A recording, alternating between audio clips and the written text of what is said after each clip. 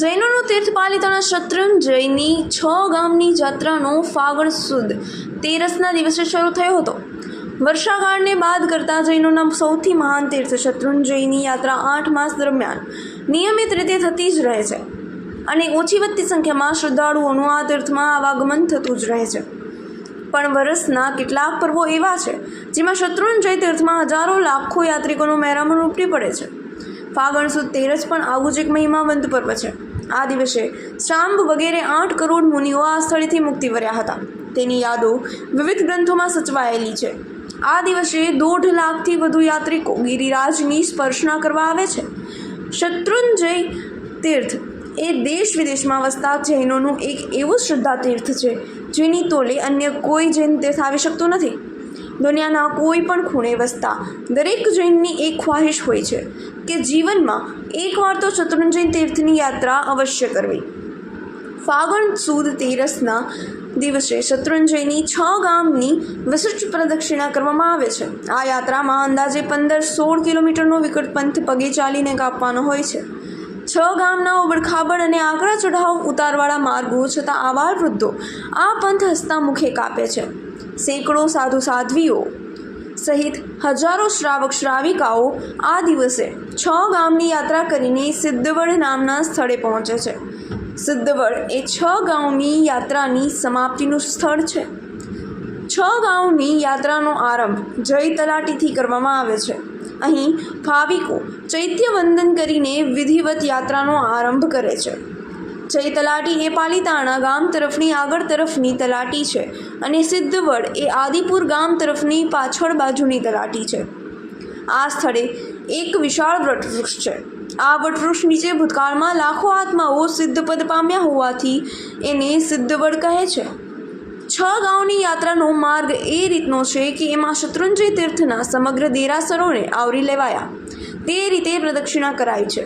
જૈનોમાં એવી રૂઢ માન્યતા છે કે ખુલ્લા પગે 6 ગામની પ્રદક્ષિણા પૂર્ણ કરીને સિદ્ધવડ સુધી પહોંચનારા યાત્રિકો બહુ ઓછા ભાવોમાં સિદ્ધ અવસ્થા પ્રાપ્ત કરે છે। શ્રદ્ધાળુઓના અનુભવો તો એવા પણ છે કે સિદ્ધવડ નીચે બેસીને શત્રુંજય તીર્થની ઉપાસના કરવાથી વ્યક્તિઓની મનોકામનાઓ પણ પૂર્ણ થાય છે। અહેવાલ લીંબડીથી હિતેશ શાહ, પિનાકિન ખાખી। જય જિનેન્દ્ર।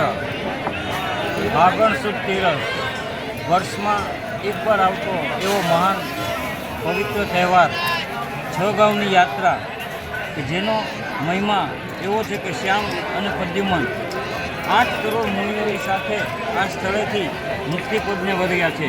તેઓની યાદમાં આ વિવિધ ગ્રંથોમાં પણ આ યાદ સચવાયેલી છે।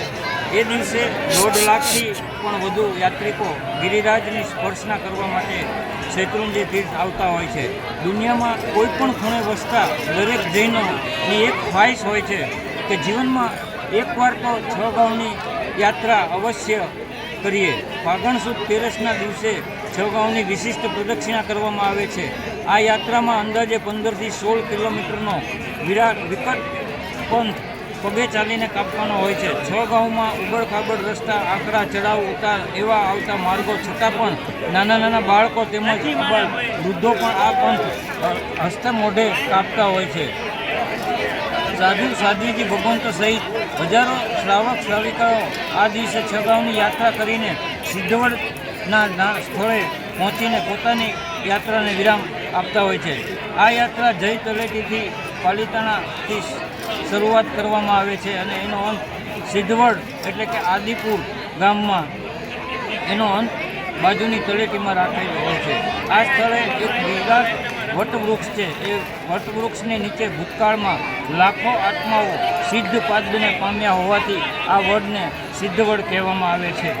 6 ગામની યાત્રાનો માર્ગ એમાંય તે શત્રુંજય તીર્થ સમગ્ર દેરાસરોને આવરી લે એ રીતની એમાં પ્રદક્ષિણા કરવામાં આવતી હોય છે। 6 ગામના યાત્રિકો માટે વિશિષ્ટ પાલ ભક્તિની પણ અહીંયા અત્રે વ્યવસ્થા કરવામાં આવેલી હોય છે। જે કોઈ ભાગ્યશાળી યાત્રા કરીને આવતા હોય છે એની દરેક ગામે ગામના સંઘ આવીને દરેકની અનુમોદના કરતા હોય છે। બોલો શ્રી આદેશ્વર ભગવાન કી જય। મારું નામ મીરલ ગાંધી છે। અમે 12:30 સવારે તો અમે લોકો લાઈનમાં બેસી ગયા હતા.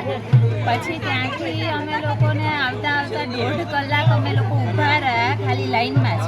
પછી લાઈનમાં જઈને પછી અમે લોકોએ ચડવાનું સ્ટાર્ટ કર્યું અને આદિનાથ ભગવાનના દર્શન કર્યા તો જાણે એમ થાય કે સ્વર્ગ જ ભૂલી જાય, એટલું એનો એટલો પ્રભાવ છે. અને પછી અમે લોકો 4:30 ત્યાં દર્શન કરી લીધા અને પબ્લિક એટલું બધું છે, એટલો રશ છે કે આપણે ઉતરતા થોડી વાર લાગે અને થોડું ટફ પણ છે, પણ નિર્વિઘ્ને થઈ ગઈ યાત્રા. ચંદન તલાવડીએ કૌશક કર્યો. હા, ચંદન તલાવડીએ કૌશક કરો 12 ઓગસ્ટનો. અને પછી ત્યાંથી અમે લોકો ભાડવાના ડુંગરે ચડી ગયા અને ચડીને હવે અમે લોકો અત્યારે ઉતરી ગયા છીએ અને અત્યારે ઉતર્યા ને અમારા લોકોને 10 વાગ્યા છે. અને તમને આમ કેવું ફીલ થાય છે? બહુ સારું ફીલ થાય છે.